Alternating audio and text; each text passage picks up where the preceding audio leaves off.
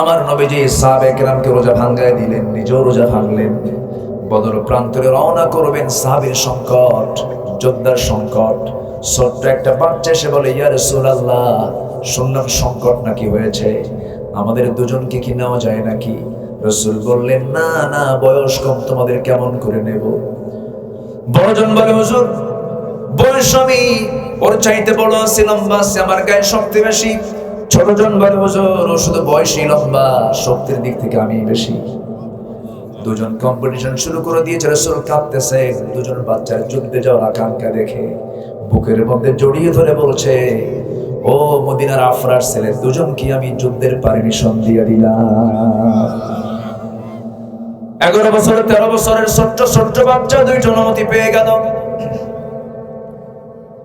যুদ্ধ শুরু হয়ে যাবে।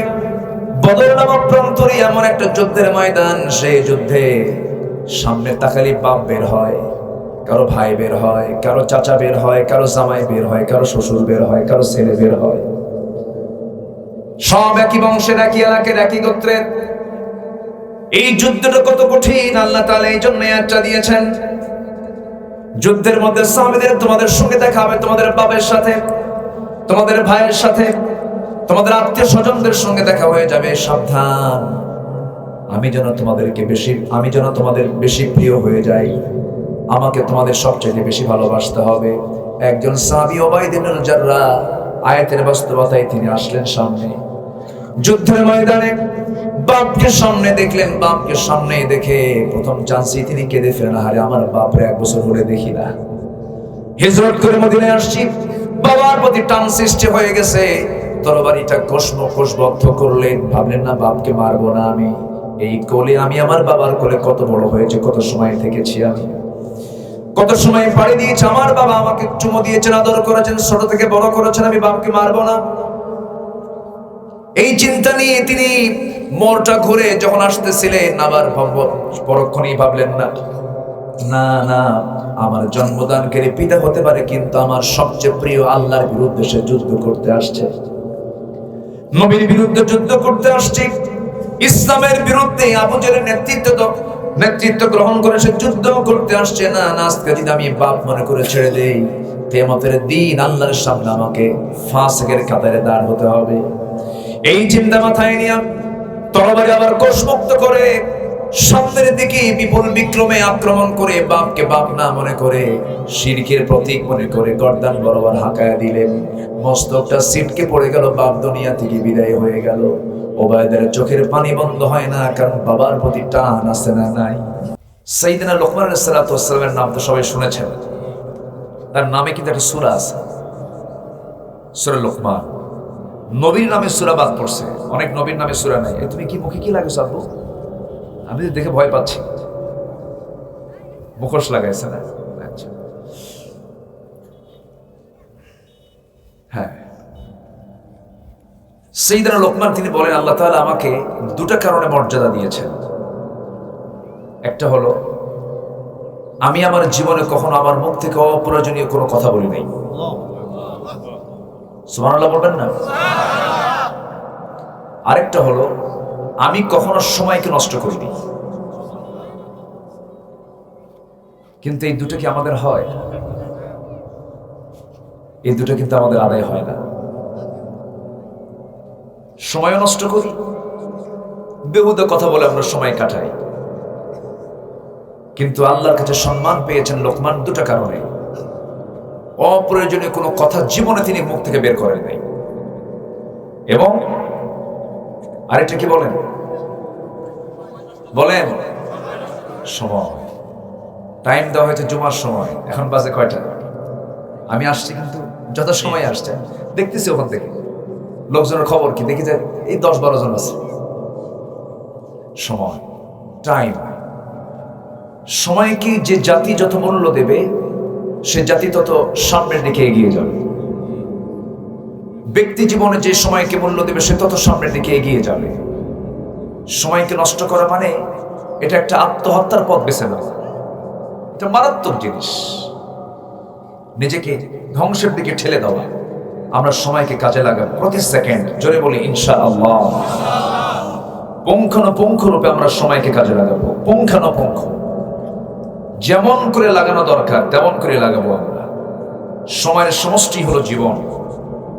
জীবন কর্তব্য করার জন্য প্রয়োজন হচ্ছে সময়কে পুঙ্খানুপুঙ্খ ভাবে কাজে লাগানো। আমরা লাগাবো, জোরে বলি ইনশাআল্লাহ। সূরা তাওবা থেকে আমি কিছু কথা বলতে চাচ্ছি। তাওবা মানে হলো ফিরে আসা। আমাদের জীবনে ভুল আছে না? ভুল থেকে ফিরে ভালোর দিকে আসা, এটার নাম কি? তাওবা। আমরা কিন্তু তাওবা কিন্তু আলাদা বুঝি। জাকাম কুকাম করছি, আজকে রাতের বেলা একটু দোয়াটাও করে নেব, কালকে আবার শুরু করব। এটা কিন্তু তাওবা না। এটা কিন্তু অনেকে মনে করি আমরা যে সামনে কদর আসতেছে, রমজান মাস আসতেছে, দাড়িটা যা কাটা দরকার এখন কেটে নেই, রমজান মাসটা দাড়ি আর কাটবো না, এরপর ঈদের দিন কেটে নেবে। বলেন এরকম কিছু লোক আছে না? আচ্ছা, এটার নাম কি তাওবা? তাওবা হলো, আল্লাহ রাব্বুল আলামিন বলছেন তাওবা হলো বান্দা তুমি ফিরে আসবে। তাওবা কবুলের কিছু শর্ত আছে। তাওবার শর্ত হলো জীবনে গুনাহ না করার প্রতিজ্ঞা করা, যে গুনাহ করেছে তার জন্য অনুতপ্ত হওয়া, বান্দার সমস্ত হকগুলো ফেরত দিয়ে তাওবা করা, ভ্রান্তির পথগুলো ছেড়ে দিয়ে হক পথে টিকে থেকে আল্লাহর কাছে মাফ চেয়ে নেওয়া। তাহলে আল্লাহ তার তাওবা কবুল করবেন। এমনি এমনি তাওবা করব সকালে সন্ধ্যায় না, হারামকে বর্জন করতে হবে। আল্লাহ রাব্বুল আলামিন 9 শ্রেণীকে ভালোবাসেন। التائبون العابدون الحامدون السائحون الراكعون الساجدون الآمرون بالمعروف والناهون عن المنكر والحافظون لحدود الله وبشر المؤمنين। জোরে বলুন আল্লাহু আকবার।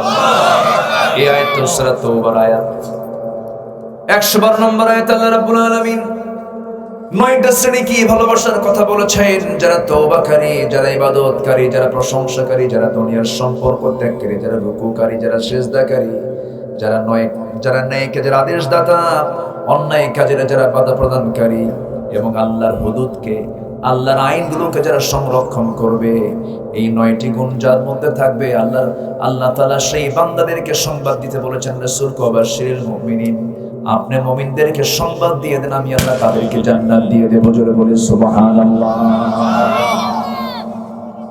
এই 9টা গুণের আল্লাহ তাআলা এখানে 1 নম্বর গুণটাই বলেছেন যারা তওবাকারী। আপনি তওবা করলেন না, আপনি ইবাদত করে কি হবে?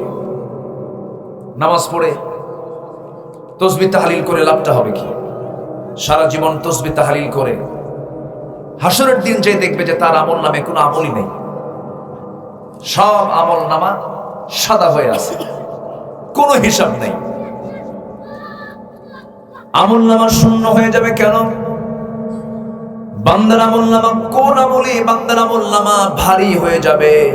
হাদিস এসেছে বান্দার জীবনে যত জিকির আজগার আছে, যত ইবাদত আছে, যত কাজ আছে, যত আমলে সালেহ আছে, এর মধ্যে সবচেয়ে শ্রেষ্ঠ আমল হলো হুসনে খুলুক, উন্নত চরিত্র। উন্নত চরিত্র যার থাকবে, এই দুনিয়াতে যারা দ্বারা কোনো চরিত্রহীনতার কাজ যার দ্বারা হবে না, যার চরিত্র হবে ফার্স্ট ক্লাস চরিত্র, যার জীবনে মিথ্যা কথা থাকবে না, অপ্রয়োজনীয় কথা থাকবে না, বান্দার হক নষ্ট হবে না, হারাম কাজগুলোকে বর্জন করবে, কবিরা গুনাহগুলোকে বর্জন করবে। আল্লাহ বলছেন এই সমস্ত বান্দার আমলনামাগুলো এমন ভারী হবে যে ভারীটা হলো জান্নাতের ভারী। জোরে বলুন সুবহানাল্লাহ। তার ওজনটা কেমন হবে যারা পারেন সঙ্গে পড়েন। فَأَمَّا مَنْ ثَقُلَتْ مَوَازِينُهُ فَهُوَ فِي عِيشَةٍ رَاضِيَةٍ وَأَمَّا مَنْ خَفَّتْ مَوَازِينُهُ فَأُمُّهُ هَاوِيَةٌ نَارٌ حَامِيَةٌ। ওজনটা যদি হালকা হয়ে যায়, হাভিয়া নামক জাহান্নামে তোমাকে ঢুকে যেতে হবে, সেই জাহান্নাম তোমার জন্য বরাদ্দ হয়ে যাবে। এই জন্য আমরা আমলনামা হালকা করব না ভারী করব? সে আমলনামা হবে বদ না নেক? কি আমলনামা? নেক আমলনামা। নেক আমলনামা দিয়ে আমরা ওজনটাকে ভারী করে ফেলবো। বদ আমলনামা তো কিছু থাকবেই, কারণ দুনিয়াতে ফিতনা আছে না নাই? ফেরেশতার গুনাহ করার কোনো যোগ্যতা নাই, এই জন্য ফেরেশতার কোনো গুনাহ নাই, কিন্তু বান্দার গুনাহ করার যোগ্যতা আছে না নাই? চোখ দিয়ে বান্দা দেখতে নিলি সামনে ফিতনা নারী, চোখ দিয়ে বান্দা দেখতে নিলি সামনে বহু কিছু পড়ে যায়। পরনারীকে দেখা যাবে না, খারাপ কিছু দেখা যাবে না, কারণ চোখের জেনা হবে, চোখের গুনাহ হয়ে যাবে। আল্লাহ কান দিয়েছেন, খারাপ কিছু শোনা যাবে না। আল্লাহ তাআলা জিহ্বা দিয়েছেন, খারাপ কিছু এই জিহ্বা দিয়ে বলা যাবে না, মিথ্যা কথা বলা যাবে না। এই জিহ্বায় যে স্বাদ দেব, কোনো হারাম খাবার জিহ্বায় তোলা যাবে না। মাথা থেকে পা পর্যন্ত প্রত্যেকটা অঙ্গ প্রত্যঙ্গকে যদি আমরা আজকে ট্রিট করতাম, চিকিৎসা করতাম, যদি আমরা পরিচালনা করতাম, শয়তানের দায়িত্বে যদি না দিয়ে দিতাম, এই দেহটা যেমন আমার বিরুদ্ধে রায় দেবে, এই দেহ আমার পক্ষে রায় দিয়ে আমাকে জান্নাতে নিয়ে যাবে। আল্লাহ তাআলা এক জায়গায় বলছেন, আল-ইয়াওমা নাখতিমু আলা আফওয়াহিহিম ওয়া তুকাল্লিমুনা আইদিহিম ওয়া তাশহাদু আরজুলুহুম বিমা কানু ইয়াকসিবুন। হাত তোমার সাক্ষী দেবে, পা তোমার সাক্ষী দেবে, সমস্ত অঙ্গ প্রত্যঙ্গ তোমার সাক্ষী হয়ে যাবে, তোমার বিরুদ্ধে কথা বলা শুরু করে দেবে। এই জন্য আমরা হাতগুলোকে আল্লাহ আইনের মতো চালায় নেবো, কারণ হাত আমার একদিন শত্রু হয়ে যাবে, পা আমার একদিন শত্রু হয়ে যাবে। এই হাত দিয়ে ক্ষমতার দাপট দেখিয়ে কাকে থাপ্পড় মেরেছ, এই হাত দিয়ে তুমি ক্ষমতার দাপটে চেয়ারে বসে বিচারে রায় দিতে নিয়ে মিথ্যা রায় কার বিরুদ্ধে দিয়েছ, মামলা হবে আদালতে আখেরাতে, ঠিক কিনা? আল্লাহ তোমাকে চেয়ার দিয়েছেন, চেয়ারের ব্যবহার তুমি সঠিক করো নাই। আল্লাহ তোমাকে ক্ষমতা দিয়েছেন, ক্ষমতার সঠিক ব্যবহার করো নাই, জবাব দিতে হবে আল্লাহর আদালতে। আসল আদালত তো সেই দিন কায়েম হবে, সেই আদালতের মালিক কে? আমরা সূরা ফাতিহা পড়তে নিয়ে 3 নম্বর আয়াতটা বলি, সবাই বলুন আলহামদুলিল্লাহি রাব্বিল আলামিন আর-রাহমানির রহিম মালিকি ইয়াউমিদ্দিন। বান্দা বুঝে যদি নামাজ পড়তা, তুমি এরকম মিথ্যা কথা বলতা না, মিথ্যা রায় দিতা না। মালিকি ইয়াউমিদ্দিন বলার সঙ্গে সঙ্গে বান্দার চোখে পানি চলে আসতো। আল্লাহ তুমি তো বিচার করবে আমাদের, আমরা যদি বিচার করতে নিয়ে ভুল করি, তুমি তো আমার বিরুদ্ধে রায় দিয়ে দিবা। এই জন্য আমার বন্ধুগণ, আমরা দুনিয়াতে এসেছি ভালো কাজ করে যাব, মন্দ কাজের দিকে যাব না। তাআওয়ানু আলাল বিররি ওয়াত তাকওয়া ওয়া লা তাআওয়ানু আলাল ইসমি ওয়াল উদওয়ান। পরস্পরে তোমরা পুণ্য এবং তাকওয়ার কাজের সহযোগিতার জন্য প্রতিযোগিতা করো। ওয়া লা তাআওয়ানু, খারাপ কাজে তোমরা যেও না, খারাপ কাজে তোমরা নিজেকে জড়িয়ে দিয়ে পরস্পর সহযোগিতার হস্ত প্রসার করো না। খারাপ কাজের দিকে তোমরা যেও না। কার কথা? আসতে বলবেন না, কার কথা? আল্লাহর কথা। এই জন্য আমার মাথা থেকে পা পর্যন্ত বিশাল একটা রাষ্ট্র বলি আমি এটাকে। 3.5 হাত বডি যদি ঠিক রাখতে পারি, সমাজ ঠিক হয়ে যাবে, পরিবার ঠিক হয়ে যাবে। মাথা থেকে পা পর্যন্ত আমাকে আপনাকে ঠিক রাখতে হবে। মাথা থেকে অঙ্গ প্রত্যঙ্গ পা পর্যন্ত যা কিছু আছে যদি আমরা ঠিক রাখতে পারি, এই হাত দিয়ে খারাপ কিছু করব না, এই চোখ দিয়ে খারাপ কিছু দেখবো না, এই কান দিয়ে খারাপ কিছু শুনবো না, এই জিহ্বা দিয়ে খারাপ কিছু খাবো না, বলবো না, এই পা দিয়ে খারাপ পথে যাব না। আল্লাহ তাআলা যে বিবেক দিয়েছেন, বিবেকটা হলো পৃথিবীর শ্রেষ্ঠ রাডার। বিবেকটাকে নিরপেক্ষ রাখবো, হক পথে বিবেকটাকে চালাবো। আল্লাহ রাব্বুল আলামিন বলছেন, বান্দারে আমি তোকে জান্নাত দেব। যেরকম সুবহানাল্লাহ। শুধু নামাজ পড়লেই জান্নাত পাওয়া যাবে, এটা ভুল ধারণা। মুনাফিকরাও নামাজ পড়েছে, কিন্তু তারা যাবে কোথায়? আর কোথায় যাবে? জাহান্নামে। কারণ নামাজ পড়তো তারা, কিন্তু নেতৃত্ব মানত আবু জাহেলের। নেতৃত্ব মানত কার? আবু জাহেল। নামাজ ঠিকই পড়তো, কিন্তু নেতৃত্ব মানত আবু জাহেল। আবু জাহেল মদ খাইতো, ওরা মদ খাইতো। এরকম মদ খাওয়া লোক তো এখন নাই। মদের বোতল নেওয়া লোক আছে না নাই? সুদের কারবারি লোক আছে না নাই? সুদ, মদ, জেনা, এটা কি রাসূলের কারবার না আবু জাহেলের কারবার? কার কারবার? আবু জাহেলের কারবার। কষ্ট পাচ্ছেন আপনারা? সময় যা আছে, যথেষ্ট সময় আছে, আমরা যদি আমল করি, জোরে বলি ইনশাআল্লাহ।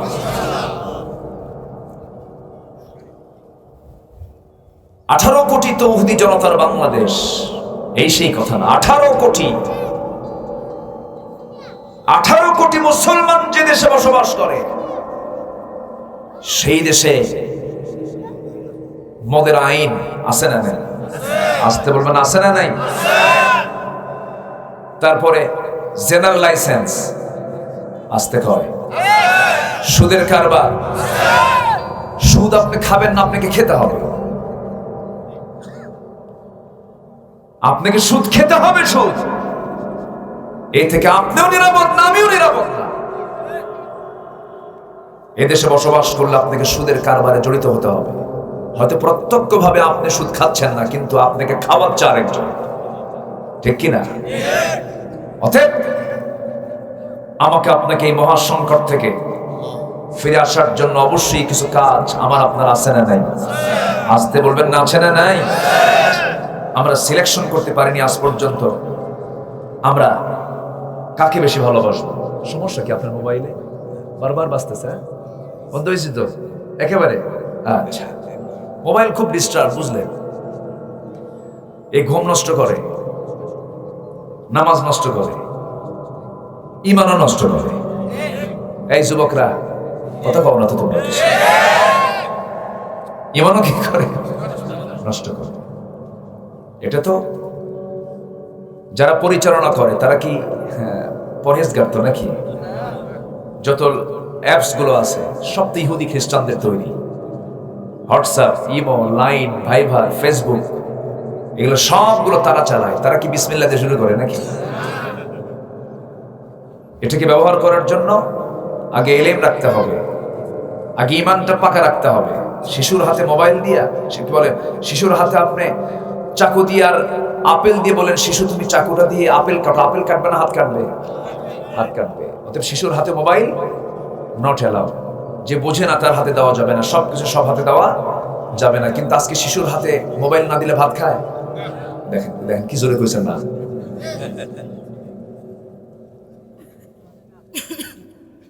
ব্যাপক ফিতনা, এটা চরম ফিতনা। কত সংসার যে ভাঙছে এই মোবাইল নিয়ে।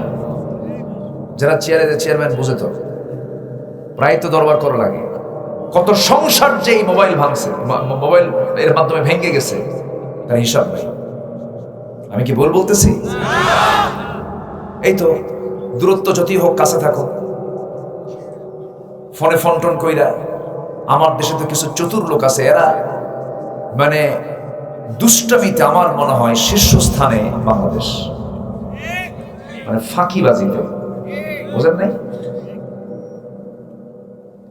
কত লোকের বিকাশ থেকে যে টাকা হাতায় নিছে আল্লাহ জানে, আছে না নাই বলেন? কত লোকের ব্যাংকের পিন কোড নিয়ে আছে, কত কি করছে আল্লাহ জানে। আপনি ভাবতেছেন আপনি আরেকজনকে ঠকিয়ে আপনি জিতে গেলেন? না, আপনি জেতেন না, আপনি যাকে ঠকাইছেন সে জিতে গেছে, আপনি ঠকে গেছেন। ভাবতেছেন মামলায় ডিগ্রি নিয়ে নেব, জজ তো আমার পক্ষে আছে, উকিল বার কাউন্সিলের সে সভাপতি, জোর কইরা মামলা আমার পক্ষে নেব, জমি আমারই। কিন্তু আপনি গায়ের জোরে জমি পেল, আপনি জানেন যে জমিটা কার। 1 বিঘত জমি যদি কেউ দখল করে, কেউ জবরদখল, 7টা আসমান জমিন তার ঘাড়ে আল্লাহ তাআলা চাপিয়ে দিবেন হাসরের দিন। এই জন্য হুসনে খুলক, আমার আমলনামা ভারী হবে উন্নত চরিত্র দিয়ে। কি চরিত্র দিয়ে? উন্নত চরিত্র দিয়ে। আমার ভাইয়েরা, কথা তো বহু ছিল, একটু সংক্ষিপ্ত করে বলার চেষ্টা করছি। সূরা তাওবার কথা বলতে আমি এতগুলো কথা বলে ফেলেছি। আসুন আমরা সে আয়াতের দিকে যাই, যে আয়াতকে সামনে রেখে আমি আলোচনা করার ইরাদা পোষণ করেছি। আমার নবীকে বলা হলো, হে রাসূল শুনুন, এই দুনিয়াতে আমি বান্দার ভিতরে কিছু মহব্বত পয়দা করে দিয়েছি। বাপ মারা গেলে সন্তান কান্দে, সন্তান মারা গেলে বাবা কান্দে, ভাইয়ের কোনো অসুখ হলে ভাই ছুটে যায়, স্ত্রী যখন হয়ে যায়, স্বামী স্ত্রীর সম্পর্ক যখন হয়ে যায়, যদিও দূরের মানুষ, মাওয়াদ্দাতাও ওয়া রাহমা, আল্লাহ তাআলা রহমত দেন, ভালোবাসা পয়দা করে দেন। কিন্তু এই যে ভালোবাসাগুলো আমাদের পৃথিবীতে কাজ করছে, সন্তানটা মারা গেলে বাপটা ছটফট করে, মা মারা গেলে সন্তান ছটফট করে, ভালোবাসা এটা কে দিয়েছেন? সে আল্লাহ আবার জানিয়ে দিচ্ছেন, হে দুনিয়ার মানুষ, হে রাসূল আপনি দুনিয়ার মানুষকে জানিয়ে দেন তোমরা যে এরকম যে ভালোবাসো, এই মহব্বতের চাইতে বেশি মহব্বত কিন্তু আমি আল্লাহ আমাকে করতে হবে। মহব্বতের তালিকায় 1 নম্বর স্থান থাকবে কার নাম? আসতে বলবেন না কার নাম? নাম্বার 2 হলো মুহাম্মদ সাল্লাল্লাহু আলাইহি ওয়াসাল্লাম। এখন আমরা একটু চোখটা বন্ধ করে যদি নিজের বিবেককে প্রশ্ন করি, হে আব্দুর রহমান, হে আব্দুল্লাহ, হে আল্লাহর গোলাম, তুমি সত্যি করে বলো তো, তুমি তোমার জীবনের চাইতে, তুমি তোমার নফসের চাইতে আল্লাহকে বেশি ভালোবাসতে পেরেছো কিনা? যদি আমার নফসটা যদি সায় দিয়ে দেয়, তাহলে ভাববো আমার ইমানটা পাকা হয়ে গেছে। ইমান তো লালন করতে হবে, ইমান তো পালন করতে হবে, ইমানের তো যত্ন নিতে হবে। বংশীয় সূত্রে ইমানদার তো ইমান তো আমরা পাই নাই। বংশ যদিও আমরা জন্মসূত্রে মুসলিম হতে পেরেছে, কিন্তু জন্মসূত্রে মুসলিম দিয়ে আল্লাহর জান্নাতে যাওয়া যাবে না। কর্মসূত্রে মুসলিম হতে হবে, কাজী মুসলমান হতে হবে, কাজী ইমানদার হতে হবে। আমার বন্ধুগণ, আল্লাহ তাআলা এখানে 8টা ভালোবাসার কথা বলেছেন, 8টা মহব্বতের কথা বলেছেন, 8টা শ্রেণীর কথা বলে দিয়েছেন। আল্লাহ রাব্বুল আলামিন বলেন, কুল ইন কানা আবাউকুম ওয়া আবনাউকুম ওয়া ইখওয়ানুকুম ওয়া আজওয়াজুকুম ওয়া আশীরাতুকুম ওয়া আমওয়ালুন ইqtaraftumuha وتجارة تخشون كسادها ومساكن ترضونها أحب إليكم من الله ورسوله وجهاد في سبيله حتى يتربصوا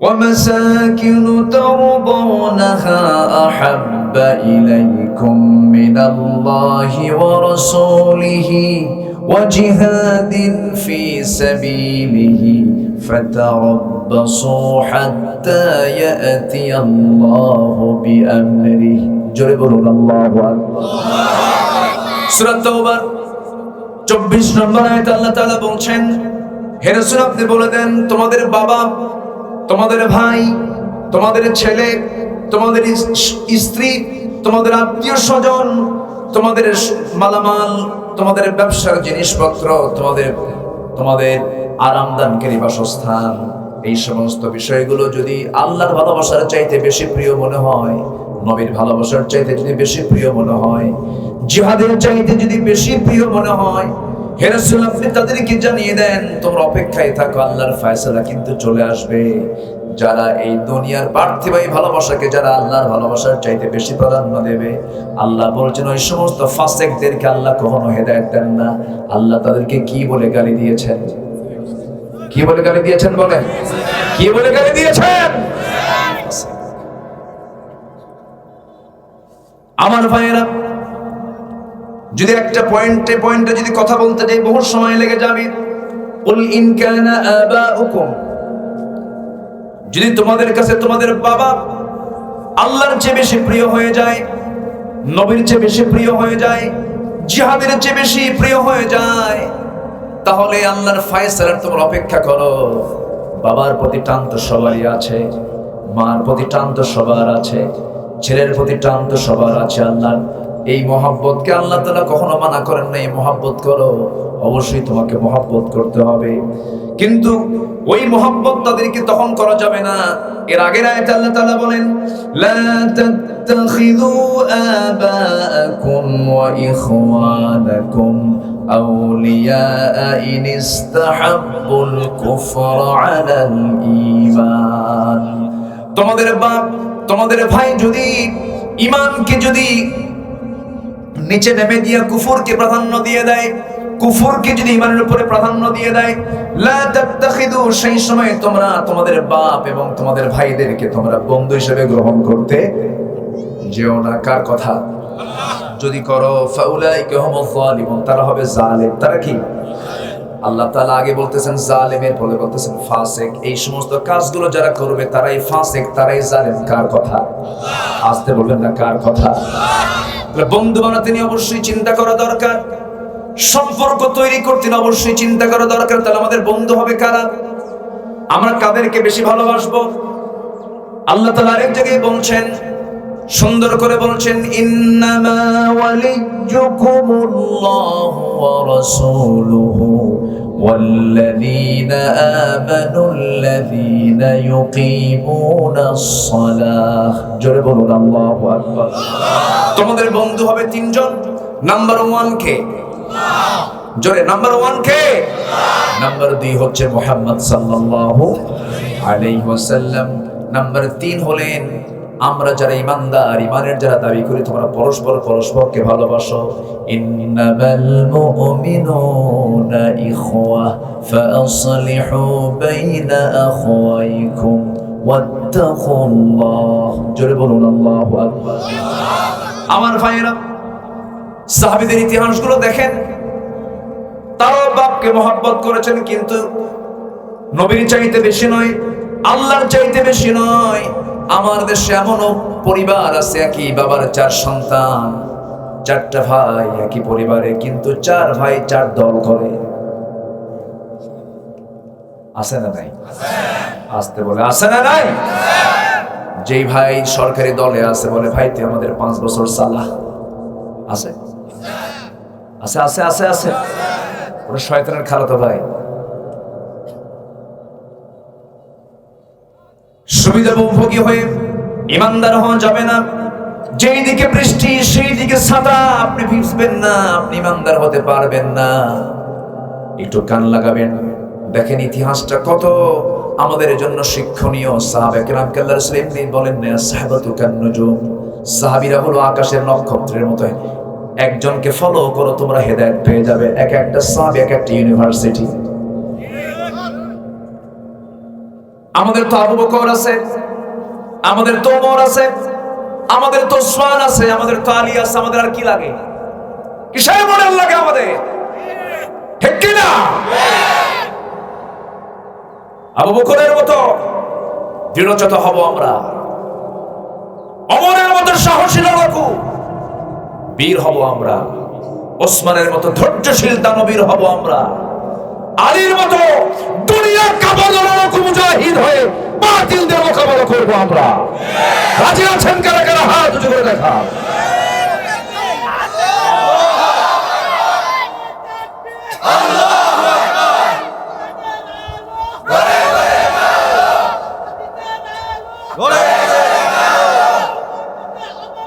বিশ্বনবী মুস্তাফা তোমার নেতা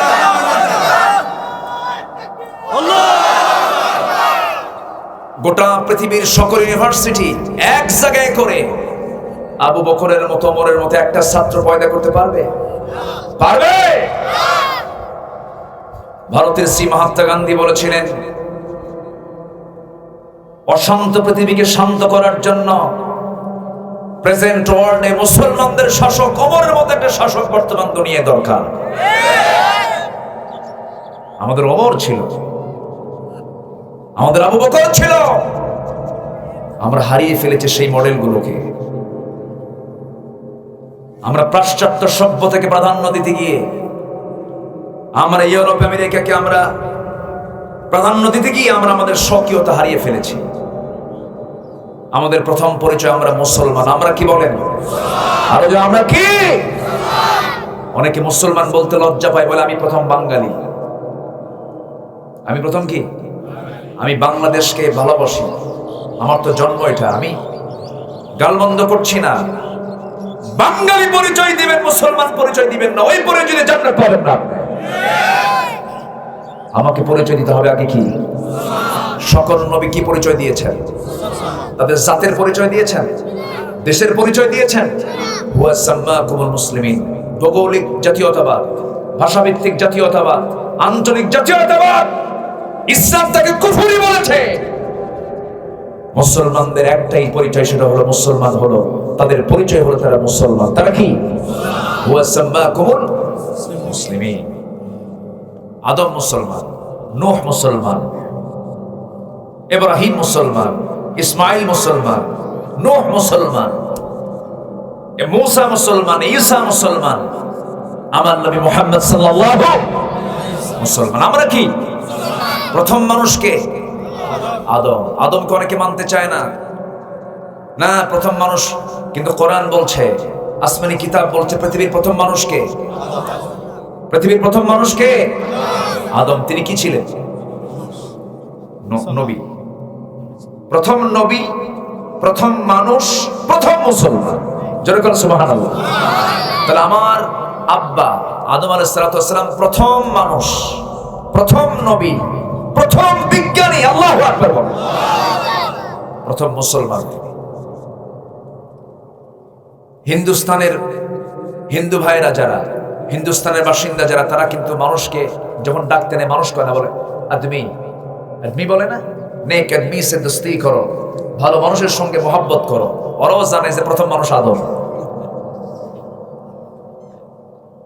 কষ্ট পাচ্ছেন নাকি আপনারা? আমরা কোন মূর্খের সন্তান নই। আমরা এই পৃথিবীতে যত মানুষ এসেছে এবং আসবে, আদমের মতো জ্ঞানী মানুষ পৃথিবীতে আর আসবে না। আল্লাহ তাআলা আদমকে ওয়াল্লামা আদমাল আসমাআ কুল্লাহা, আল্লাহ তাআলা আদম আলাইহিস সালামকে এই পৃথিবীর সকল কিছুর নামের শিক্ষা দিয়েছেন।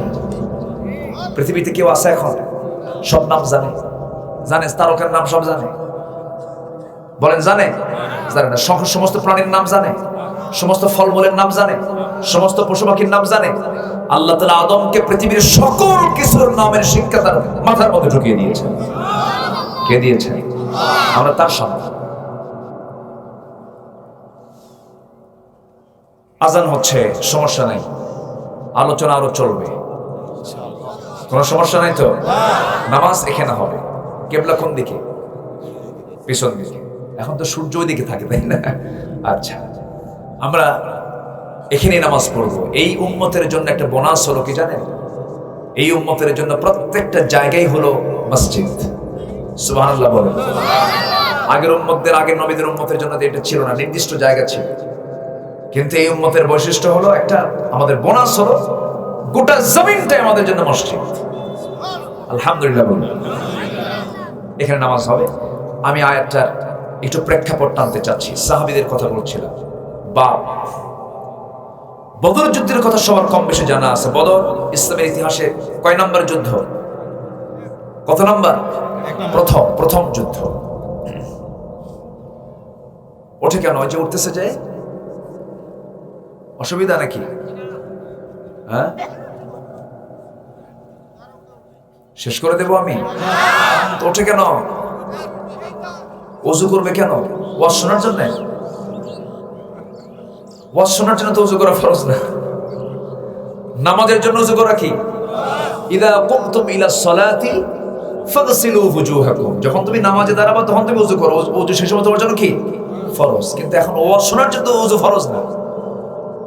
ওযু আপনি করলে ভালো, উত্তম। ওযুর উপরে থাকা ভালো।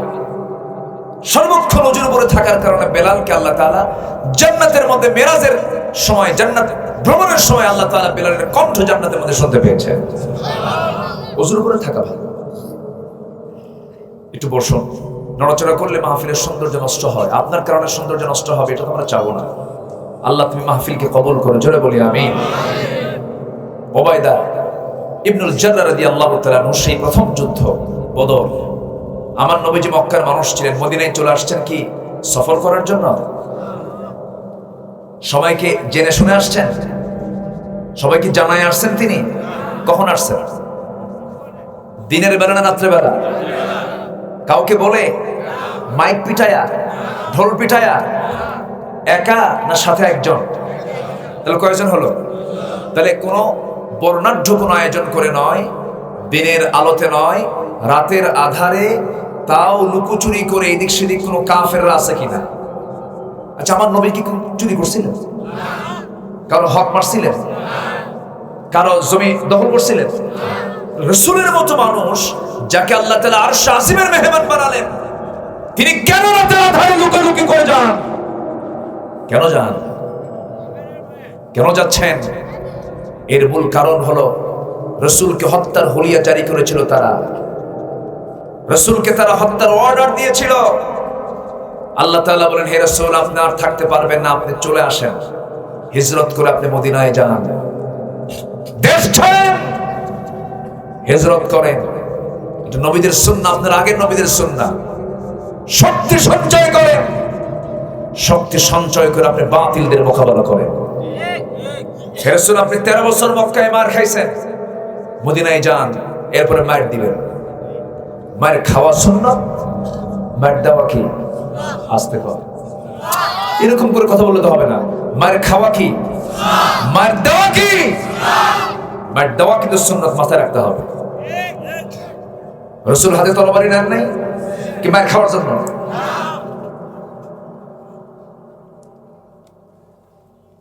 আমরা খালি শুধু ওয়াজ জানি এটাই যে রাসূল খুব নরম নরম মানুষ ছিলেন, খালি মাফ করে দিয়েছেন। কিন্তু নবীর মতো সত্য শাসক, ন্যায় শাসক পৃথিবীতে আর আসবে না কখনো। আল্লাহু আকবার বলেন। চুরি করে ধরা পড়ছে সম্ভ্রান্ত পরিবারের এক মহিলা, উচ্চ বংশ, বিশাল বংশ, হাত তো কাটতেই হবে। রাসূল হলেন বিচারক, রাসূল বলেন হাত কাটো। ওই উচ্চ বংশের লোকজন এসে ওমর ফারুকের কাছে এসে বলতেছে, ভাই ওমর, তোমার কথা রাসূল শুনবে, তুমি একটু বলো, একটু সুপারিশ করো।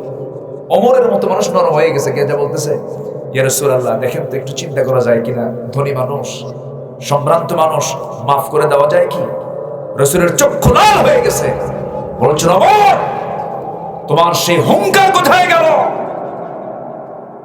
হাদিসে এসেছে যে ওই মেয়েটা যে চুরি করছে তার নামও ফাতিমা। রাসূল বললেন, এখানে ওই মেয়ে ফাতিমা না হয়ে যদি ফাতিমা বিনতে মুহাম্মদ হতো, সবার চোখের সামনে দিবালোকে আমি মুহাম্মদ আমার সন্তান ফাতিমার হাত কেটে দিতাম। এটার নাম ইসলাম। এটার নাম কি? ইসলাম। কষ্ট পাচ্ছেন? যে আমি আগে টের পেয়েছি, সমস্যা না, আপনারাও টের পাইছেন, সমস্যা না, এটা থাকুক। আমরা আসি তো সবাই না, এটা বললেই দৌড় মারবেন আবার। এটা টের পাইছেন তো? আল্লাহ তাআলা সবাইকে তো এই যে মানে এই নলেজটা দিয়েছেন, এটাই তো আল্লাহ বান্দাকে এই জিনিসটা দেওয়ার কারণেই তো বান্দার বিচার হবে, বুঝেন নাই? একটু বসে। সেই বদর যুদ্ধ আসলো, মদিনায় রাসূল চলে গেলেন। 1 বছর যেতে না যেতে ওদের রাগ কমে নাই। মুহাম্মদ, তুই পালায়ে গেছিস, থাম। 1000 সৈন্য নিয়ে আবু জেহেল অস্ত্র শস্ত্র সজ্জিত হয়ে লোহিত সাগর পাড়ি দিয়ে, লোহিত সাগরের কোনা বেয়ে ঘেসে ঘেসে বদর নামক প্রান্তর 400 মাইল। কত মাইল বলেন? আবু জেহেলের চেষ্টা কি কম? আস্তে কয়, চেষ্টা কম? 400 মাইল অতিক্রম করে গেছে বদর প্রান্তরে। রমজানের রোজা ফরজ হয়েছে সে সময়। আমার নবীর এখানে সংবাদ গেল। আমার নবীজি শোনা মাত্রই বললেন, সাহাবীরা শোনো, রোজা তো রেখেছি আমরা, কিন্তু রোজা তো ভাঙতে হবে। আবু জেহেল তার 1000 সৈন্য নিয়ে বদর প্রান্তরে হাজির হয়েছে। কে কে যাবে বলো? সাহাবীরা ক্ষুধার্ত, রোজা রাখা অবস্থায় আছেন। বলছেন, ইয়া রাসূলুল্লাহ, রোজাও রাখবো, যুদ্ধেও যাব, রোজাতে আমাদের কোনো কষ্ট হবে না। রাসূল বললেন, না না, রোজা রাখতে গেলে শারীরিক শক্তি কমে যায়, যদিও তাকওয়া বেড়ে যাবে, কিন্তু শক্তির তো প্রয়োজন, কারণ রোজা রাখার সুযোগ পরেও পাওয়া যাবে, কিন্তু যুদ্ধে কিন্তু হারা যাবে না, শক্তি সঞ্চয় করা দরকার, রোজা ভাঙবো। যেই জিহাদের জন্য রোজা ভাঙতে হয়, সেই জিহাদকে আপনার পছন্দ হবে না। ওয়া জিহাদিন ফি সাবিলিহি, আল্লাহ তোমাকে ফাসিক বলে গালি দিয়েছেন। কি বলেছেন? ফাসিক বলে গালি দিয়েছেন। আমার নবীজি সাহাবায়ে কেরামকে রোজা ভাঙায় দিলেন, নিজেও রোজা ভাঙলেন। বদর প্রান্তরে রওনা করবেন, সাহাবীর সংকট, যোদ্ধার সংকট। ছোট্ট একটা বাচ্চা এসে বলে, ইয়া রাসূলুল্লাহ, শুনলাম সংকট নাকি হয়েছে, আমাদের দুজনকে কি নেওয়া যায় নাকি? রাসূল বললেন, না না, বয়স কম, তোমাদের কেমন করে নেব? বড়জন বলে, হুজুর বয়স আমি ওর চাইতে বড় আছি, লম্বা আছে, আমার গায়ে শক্তি বেশি। ছোটজন বলে, হুজুর ও শুধু বয়সই লম্বা, শক্তির দিক থেকে আমি বেশি। দুজন কম্পিটিশন শুরু করে দিয়েছে। রাসূল কাঁদতেছে, দুজন বাচ্চার যুদ্ধে যাওয়ার আকাঙ্ক্ষা দেখে বুকের মধ্যে জড়িয়ে ধরে বলছে, ও মদিনার আফরার ছেলে দুজনকে আমি যুদ্ধের পারমিশন দিয়ে দিলাম। 11 বছর 13 বছরের ছোট্ট ছোট্ট বাচ্চা দুইটা অনুমতি পেয়ে গেল। যুদ্ধ শুরু হয়ে যাবে। বদর নামক প্রান্তরে এমন একটা যুদ্ধের ময়দান, সেই যুদ্ধে সামনে তাকালি বাপ বের হয়, কারো ভাই বের হয়, কারো চাচা বের হয়, কারো জামাই বের হয়, কারো শ্বশুর বের হয়, কারো ছেলে বের হয়। সব একই বংশের, একই এলাকার, একই গোত্রের। এই যুদ্ধটা কত কঠিন আল্লাহ তাআলা এই জন্য একটা দিয়েছেন।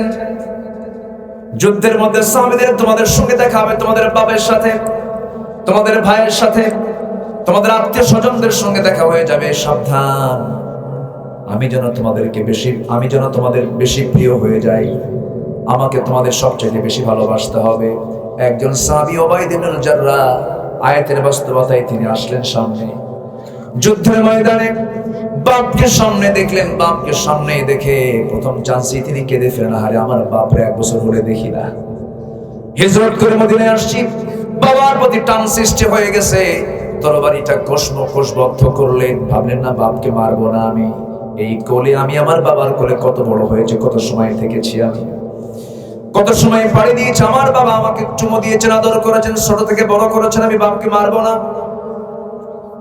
এই চিন্তা নিয়ে তিনি মোড়টা ঘুরে যখন আসতেছিলেন, আবার পরক্ষণেই ভাবলেন না না না আমার জন্মদানকারী পিতা হতে পারে, কিন্তু আমার সবচেয়ে প্রিয় আল্লাহর বিরুদ্ধে সে যুদ্ধ করতে আসছে, নবীর বিরুদ্ধে যুদ্ধ করতে আসছে, ইসলামের বিরুদ্ধে আবু জেহেলের নেতৃত্ব গ্রহণ করে সে যুদ্ধ করতে আসছে। না না, আজকে যদি আমি বাপ মনে করে ছেড়ে দেই, কিয়ামতের দিন আল্লাহর সামনে আমাকে ফাসিকের কাতারে দাঁড় হতে হবে। এই চিন্তা মাথায় নিয়ে তরবারি আবার কোষমুক্ত করে সামনের দিকে বিপুল বিক্রমে আক্রমণ করে বাপকে বাপ না মনে করে, শিরকের প্রতীক মনে করে গর্দান বরাবর হাঁকায়া দিলেন। মস্তকটা ছিটকে পড়ে গেল, বাপ দুনিয়া থেকে বিদায় হয়ে গেল। ওবায়দের চোখের পানি বন্ধ হয় না, কারণ বাবার প্রতি টান আছে না নাই? মানুষ তো চোখের পানি বন্ধ হচ্ছে না। যুদ্ধে মুসলমানদের বিজয় হয়ে গেল। রাসূল বললেন, ওবায়দা তোমার চোখে পানি কেন? সাহাবীরা বলছেন, হুজুর ওবায়দার বাপ আজকে যুদ্ধে মারা গেছে, এই জন্য কাঁদতেছে। রাসূল বলছেন, আরে আমার প্রিয় সাহাবী ওবায়দার বাপকে তোমরা কে মেরেছো হুজুর? আমরা তো মারি নাই, ওবায়দা নিজেই তার বাপকে দুনিয়া থেকে বিদায় করে দিয়েছে। আমার নবীজি সঙ্গে সঙ্গে দুটো হাত আগায় দিয়ে বলছেন, ওবায়দা তুই আমার বুকের মধ্যে চলে আয়। ওবায়দা সত্যি সত্যি তুই আল্লাহকে বেশি ভালোবাসিস, তুই আমাকে বেশি ভালোবাসিস, তুই জিহাদকে বেশি ভালোবাসিস, আমার বুকের মধ্যে চলে আয়। বুকের মধ্যে জড়িয়ে ধরে বলছেন, ও আমার সাহাবীরা তোমরা সাক্ষী থাকো, আমার ওবায়দার জন্য আল্লাহর 8টা জান্নাতের দরজা খোলা আছে। জোরে বলি সুবহানাল্লাহ, আরে জোরে বলি সুবহানাল্লাহ। قل إن كان آباؤكم وأبناؤكم তোমাদের সন্তান সন্ততির মায়া থাকবে, কিন্তু আল্লাহর চাইতে বেশি নয়। সন্তান সন্ততির মায়া থাকবে, কিন্তু নবীর চাইতে বেশি নয়। সন্তান সন্ততির মায়া থাকবে, কিন্তু জিহাদের চাইতে বেশি নয়। মুতার যুদ্ধের কথা কে না জানেন? আমার নবীজি বললেন, মুতার যুদ্ধে যেতে হবে। ও সাহাবীরা তোমরা আমার দিকে আসো। 3000 সাহাবী সামনে জড়ো হয়েছেন, 3000 সাহাবী। আমার নবীজি বলছেন, আস্তে করে যায়েদ আমার পালক পুত্র এদিকে আসো, তোমাকে আমি 1 নাম্বার সেনাপতি বানালাম। আমার চাচাতো ভাই জাফর তোমাকে 2 নাম্বার বানালাম। আত্মীয় কে? যায়েদ না জাফর? কে আত্মীয়? কে? জাফর। আপন চাচাতো ভাই আবু তালেবের ছেলে। আমার নবীজি জাফরকে 2 নাম্বার বানালেন। যায়েদ হলো পালক পুত্র, কিন্তু সে তো আর তার আত্মীয় না, তাকে বানালেন 1 নাম্বার সেনাপতি। এখানে বুঝালেন আত্মীয়করণ চলবে না, যোগ্যতাই সমস্ত কিছু চলবে। সুবহানাল্লাহ। আব্দুল্লাহ বিন রাওহা তুমি এদিকে আসো। 3 জনকে সামনে দাঁড় করায় বলেন, সাহাবীরা এটা 1 নাম্বার, ওটা 2 নাম্বার, ওটা 3 নাম্বার। আব্দুল্লাহ বিন রাওহাকে 3 নাম্বার বানায় দিলাম। যদি 3 জন শহীদ হয়ে যায়, তোমাদের মধ্যে একজনকে সেনাপতি বানায় নিও। এই 3 জন নিশ্চিত হয়ে গেছেন। মুস্কি মুস্কি হাসি মারেন আর বলেন, আমরা তো 3 জন শহীদ হয়ে যাচ্ছি। যেরকম সুবহানাল্লাহ। তারা মৃত্যুর কথা শুনে হেসেছেন, মৃত্যুর কথা শুনে হেসেছেন। 3 জন শহীদ হয়ে যাবেন, কারণ নবীজি তার মুখ থেকে কথাটা বের করে ফেলেছেন, 3 জন যদি শহীদ হয়ে যায়, মুনাফিকরা আরো আগে টের পাইছে, কারণ মুনাফিকদের বুদ্ধি আরো বেশি দরকার। মুনাফিকদের বুদ্ধি কিন্তু বেশি থাকে, বেশি খেলে দেখি তো মুনাফিকদের বুদ্ধি কখনো বেশি হয়। আপনি কাজ করবেন, আপনার টেনশন থাকবে না, বেশি চিন্তা করা লাগে না, কিন্তু চোরের কাজ করার জন্য চিন্তা টেনশন কম না বেশি? মুনাফিক এই তিনজনের পিছনে এসে বলতেছে, যায়েদ যুদ্ধে যাইও না, মরে যাবা। জাফর যুদ্ধে যাইও না, মরে যাবা। আব্দুল্লাহ যুদ্ধে যেও না, মরে যাবা। এই তিনজন বলতেছে, মুনাফিকের দলেরা তোমরা আমাদেরকে কি ধোঁকা দিচ্ছ বুঝতেছি না, আমরা আমাদের তিনজনের নাকের মধ্যে কিন্তু জান্নাতের সুঘ্রাণ পেতেছি। যেরকম সুবহানাল্লাহ। যুদ্ধ শুরু হয়ে যাবে, রাসূল বললেন, যায়েদ যাও বিদায় নিয়ে আসো। হুজুর যাবো কই? আপনি আমার বাপ, আয়েশা আমার মা, আমার যাওয়ার জায়গা না, আপনি আমার বিদায় দিয়ে দেন। ওসামা বিন যায়েদ তার একটা ছেলে ছিল, তাও দেখতে চান নাই। বলা হলো, জাফর বিন আবু তালিব যাও, আমার চাচাতো ভাই, তুমি আবিসিনিয়ায় হিজরত করে তুমি আমার আগে হিজরত করেছো আবিসিনিয়ায়, সময় দিতে পারো নাই পরিবারকে, যাও তোমার পরিবারকে বিদায় দিয়ে আসো। তিনি বলছেন, হুজুর আমি যেতাম না, কিন্তু আপনি যখন বলতেছেন আপনার তো আনুগত্য করতে হবে, যাচ্ছি একটু বিদায় নিয়ে আসি। কিন্তু বিদায় নিতে গেছে, টের পাওয়াতে দিচ্ছেন না ফ্যামিলিকে। দরজায় নক করেছেন, আস্তে করে সামনে ঢুকলেন, সালাম বিনিময় হয়ে গেল। ছোট্ট দুইটা বাচ্চা দুই রুতে রেখে গল্প করছেন। হঠাৎ করে স্ত্রীকে সামনে বসায় রেখে বলছেন, স্ত্রী আমার জন্য দোয়া করো, মুতার যুদ্ধে আমি যাচ্ছি, আমি যেন শহীদ হয়ে যাই। স্ত্রী বলছে, স্বামী আমার, আপনি শহীদ হয়ে যাবেন, আমার সন্তানগুলো এতিম হয়ে যাবে, এরা আব্বা বলে ডাকতে পারবে না, আপনি যুদ্ধে যাবেন বাধা দেব না, কিন্তু আল্লাহ আপনাকে গাজী করে ফিরানো, এই দোয়াটা আপনার জন্য করি। সঙ্গে সঙ্গে জাফর বিন আবু তালিব করলেন কি, তরবারি বের করলেন। তরবারি বের করে স্ত্রীর হাতটা টান মেরে ধরে, তরবারি উল্টা দিক দিয়ে স্ত্রীর গায়ে আঘাত দিয়ে বলছেন, স্ত্রী আমি তোমাকে যে তরবারি দিয়ে আঘাত করেছি, হাত কাটছে নাকি না কাটে নাই, কেন উল্টা দিয়ে তুমি মেরেছো? আমার জন্য যে দোয়া তুমি করতেছো সেটা হচ্ছে উল্টা দোয়া। এই দোয়া মঞ্জুর হবে না, কারণ নবীজি আমার কথা বলে দিয়েছেন, শহীদ যদি হয়ে যায়, আমার আগে একজন আছে পরে একজন আছে, আমি নিশ্চিত আমি মাঝখানের জন্য শহীদ হয়ে যাব, আমি দুনিয়া থেকে বিদায় হয়ে যাব, আমার জন্য দোয়া করে দিও। এই কথা বলে সন্তানগুলোকে মাথায় হাত দিয়ে বিদায় দিয়ে আসলেন। ও জিহাদিন ফি সাবিলিহি, জিহাদকে প্রাধান্য দিয়ে সন্তান দুটাকে রেখে দৌড় মারলেন। পিছন থেকে সন্তানগুলো কাটা কবুতরের মতো ছটফট করতেছে, আর আব্বা আব্বা বলে বারবার করে ডাকে, একটা বারের জন্য ফিরে তাকান নাই পিছনের দিকে। যুদ্ধে ঝাঁপিয়ে পড়েছেন আব্দুল্লাহ, 3 নম্বর সেনাপতি আব্দুল্লাহ বিন রাওহা। যুদ্ধে যেতে হবে বিকাল বেলা, নবীজি বলছেন প্রস্তুতি নিয়ে আসো, যাও বিদায় নিয়ে আসো। এসে দেখেন ঘরে নতুন বউ, বাসররা তো হয় নাই, হাতে তার রং লাগানো আছে। দরজায় নক করছেন, কিন্তু পিছনের শিকলটা লাগায় দিয়ে বলছেন, স্ত্রী দরজা খোলা যাবে না, তুমি ভিতরে থাকো, আমি বাইরে থাকি, আমি তোমাকে দেখবো না, তুমি আমাকে দেখবে না, শুধু শোনাশোনি হবে, তুমি শোনো আমার কথা। ভিতরে গেলেই দেরি হবে, প্রেম নিবেদন হয়ে যাবে, ডিলে হয়ে যাবে, জিহাদে যেতে আমার ওয়েট হয়ে যাবে, আমার জন্য দোয়া করো, আমি যেন মুতার যুদ্ধে যেন শহীদ হয়ে আল্লাহর জান্নাতে যেতে পারি। স্ত্রী বলছে, আমার স্বামী আল্লাহর কসম করে বলি সময় নষ্ট করবো না, একটা বার একটু চোখের দেখা দেখিবে, একটা বার চোখের দেখা দেখি। কেন দেখবা তুমি আমাকে? হাসরের ময়দানে অসংখ্য লোকের মাঝখান থেকে যেন আপনি আমার স্বামী আপনাকে যেন চিনতে পারি, চিহ্নিত করার জন্য একটু দেখতে চাই। এবার তিনি বলছেন, তুমি যদি আমাকে জান্নাতের মধ্যেও দেখতে চাও, হাসরের ময়দানে পরিচয় করে দেওয়ার দায়িত্ব কেউ নেবে না, আমার আল্লাহ পরিচয় করার দায়িত্ব নিয়ে নিবে।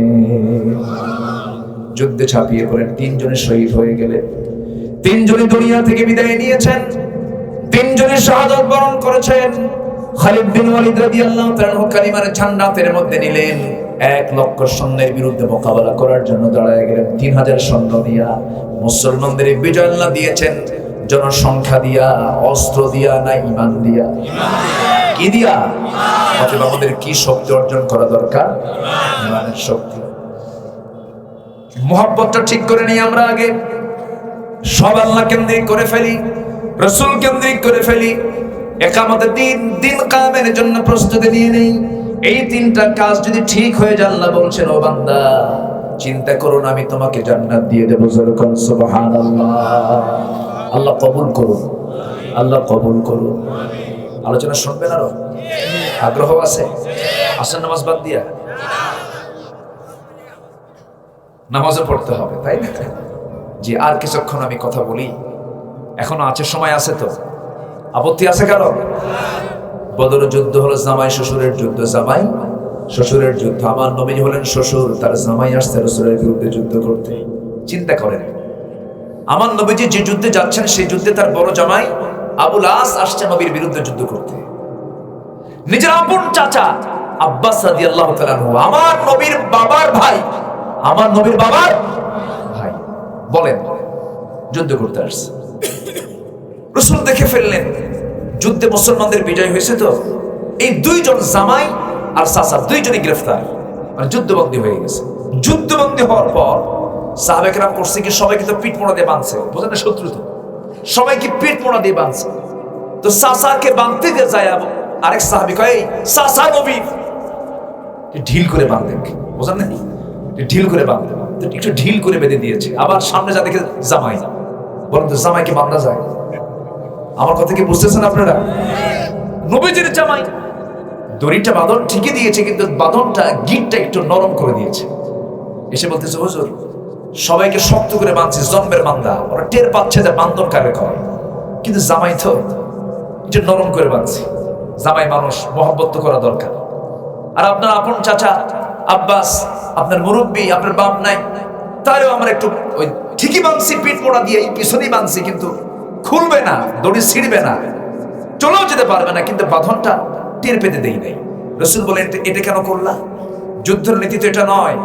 জামাই আর চাচাকে যেমন করে নরম করে বাঁধছে, এখন বাকি 68 জনের সব দড়ি ঢিল করে দাও, যাও। আল্লাহু আকবার। আর কি করছো?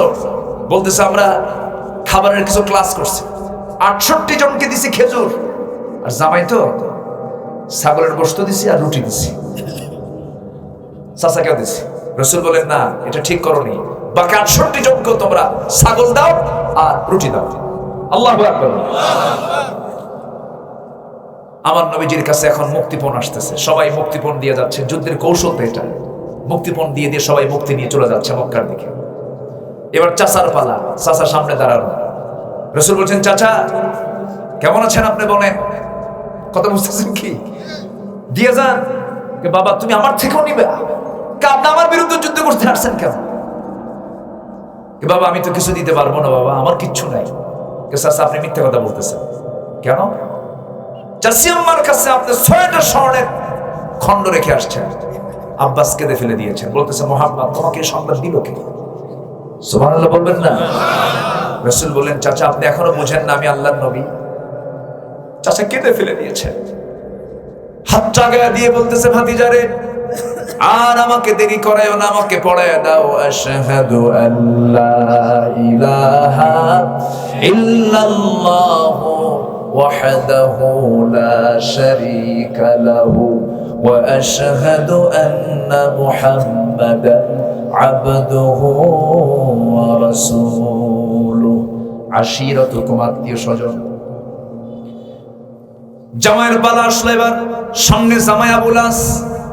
রাসূল বলছেন, আমার মেয়ে জামাই আবুল আস তোমাকে মুক্তিপণ দিতে হবে। ঠিক আছে আব্বা দিচ্ছি। কি কথা বুঝতেছেন কি আপনারা? ঠিক আছে দিচ্ছি। এখনো মুসলমান হয় নাই, মক্কায় সংবাদ পাঠায় দিছে, আমার নবীর মেয়ে জামাইয়ের মুক্তির জন্য মুক্তিপণ হিসাবে সুন্দর একটা গলার চেন, গলার একটা হার প্যাকেট করে পাঠায় দিয়েছে। নবীর হাতে যখন পৌঁছে গেল, নবীজি প্যাকেটটা খুলেই যখন গলার হার দেখলেন, নবীজি হাউমাউ, নবীজি কেঁদে ফেললেন, নবীজির চক্ষু বেয়ে বেয়ে টপ টপ করে পানি পড়ছে। নবীর কান্না দেখে সাহাবায়ে কেরাম কাঁদতেছেন। রাসূল বলছেন, ও সাহাবীরা, আমার চোখের পানি দেখে তোমরা হয়তো আশ্চর্য হচ্ছ, প্রশ্ন করছো না, জবাবটা দিয়ে দিচ্ছি। এই গলার হার দেখে আমি কান্দি না, আমি কান্দি আমার খাদিজার জন্য। এই গলার হারের সাথে আমার খাদিজার সম্পর্ক জড়িয়ে আছে, স্মৃতি জড়িয়ে আছে। কেমন করে? এবার নবীজি বলছেন, আমার বড় মেয়েকে যখন বিয়ে দেব আমি, আমার খাদিজা তার গলার নিচের হারটা সে তার বড় মেয়েকে বিয়ের উপহার স্বরূপ দিয়েছিল। এই গলার হারটা আমি পরিহিত অবস্থা আমি খাদিজাকে দেখেছি বহুবার। খাদিজার কথা আমার বারবার মনে হচ্ছে, এই জন্য আমি কাঁদতেছি। সাহাবায়ে কেরামও কান্দে, বলতেছে, হুজুর যে গলার হারের সাথে আপনার খাদিজার স্মৃতি জড়িত, সেই গলার হার আমরা নেব না, আপনার মেয়ের হাতেই ফেরত দিয়ে দেন। আমরা ফেরত দিয়ে দিচ্ছি, কিন্তু শর্ত হলো হুজুর আপনার মেয়েকে আপনি কি করবেন বলেন? এবার বলছেন শোনো সাহাবীর, আয়াত তো নাযিল হয়ে গেছে, মুশরিকের ঘরে ঈমানদার নারী থাকতে পারে না, মুশরিকের ঘরে ঈমানদার নারী থাকতে পারে না। অতএব রাসূল বলেন, ও আমার জামাই আবুল আস, আমার মেয়েটা যে তোমার ঘরে আছে, থাকা জায়েজ নাই, সম্পর্ক হবে না, জায়েজ নাই। তোমার মুক্তিপণ হলো তুমি মক্কায় চলে যাবা, মক্কায় গিয়ে তোমার এক নাম্বার কাজ হবে আমার মেয়েকে তোমার ঘর থেকে আমার বাড়িতে তুমি পৌঁছায় দিবা। আল্লাহু আকবার বলেন। সব সম্পর্ক কার ভিত্তিতে? সব সম্পর্ক ঈমানের ভিত্তিতে, আল্লাহর ভিত্তিতে, ঠিক কি না? ঈমান নাই, জামাইয়ের মূল্য, ছেলের মূল্য, চাচার মূল্য, কারো মূল্য। আল্লাহ এই আয়াত দিয়ে এটাই বোঝাচ্ছে। আসুন ঈমানের চেতনাকে আমরা ডেভেলপ করি, ঈমানকে আমরা মজবুত করে ফেলি। নামাজ সবাই পড়িত নাকি? 5 ওয়াক্ত নামাজ পড়বেন কারা কারা? একটু হাত তুলে দেখা। জোরে বলি আল্লাহ আমাদেরকে 5 ওয়াক্ত সালাত আদায় করার তৌফিক তুমি আল্লাহ দিয়ে দাও। জোরে বলি আমিন। হাত নামান। সম্মানিত ভাইয়েরা, অনেক মা বোন আজকের মাহফিল আসছিলেন, মা বোনদেরকে একটু বলবো, ঢিলা ঢালা কাপড় চোপড় বোরকা পড়বেন। 14 জন পুরুষ ছাড়া কারোর সঙ্গে দেখা করা জায়েজ নাই, এটা খেয়াল করবেন। উঠতেছেন কেন? আমি তো উঠতে দেই নাই, আমিও তো উঠবো, আমি বহু দূরে যাবো। আমি যাবো সেই ফেনী ছিলেন তো ওই পাড়া, তাহলে আপনি তো বাড়ি পর্যন্ত যাবেন, আমি তো বহু দূর যাবো। বসেন, সেই কুমিল্লা ফেনী কোথায়? একদম শেষ মাথায়, আমাকে যেতে হবে, আমিও যাবো, আপনিও যাবেন। দোয়া করবো একসাথে, দোয়ার দরকার আছে না? এতগুলো লোক আপনি পাবেন কখন? তার আমার তো নাও পেতে পারি আমি, আর এরকম মানুষ জীবন। দোয়াটা করে যাবো আমরা। তার আগে মাহফিল কমিটি তো আমার কাছে আবদার করেছেন, একটা হাফিজে মাদ্রাসা এখানে হচ্ছে না, নির্মাণাধীন মসজিদ, একটা মসজিদ হচ্ছে এখানে। তো মসজিদের জন্য আমরা যদি কিছু দেই, আমরা কি আখিরাতের অ্যাকাউন্টে জমা পাবো না আমরা? না ওই অ্যাকাউন্ট হেরে যাবে, বিকাশের মতো হবে? হ্যাঁ, অ্যাকাউন্ট হ্যাক, অ্যাকাউন্টে টাকা নাই। একজন ফোন দিয়ে কইছে টাকা আছে নাকি, আপনার এই সমস্যা ওই সমস্যা হয়েছে, পিন নাম্বারটা দেন। পিন নাম্বার দিয়ে দিছে, টাকা সব শেষ। এরকম আছে না নাই বলে? আবার দরবেশ কিছু ফোন দেয় মাজার শরীফ থেকে, ফোন দিয়ে বলে যে আপনার কোনো সমস্যা আছে, আমি অমুক দরবারের মাজার শরীফ থেকে বলছি। শয়তানের বাবা ওটা আছে না?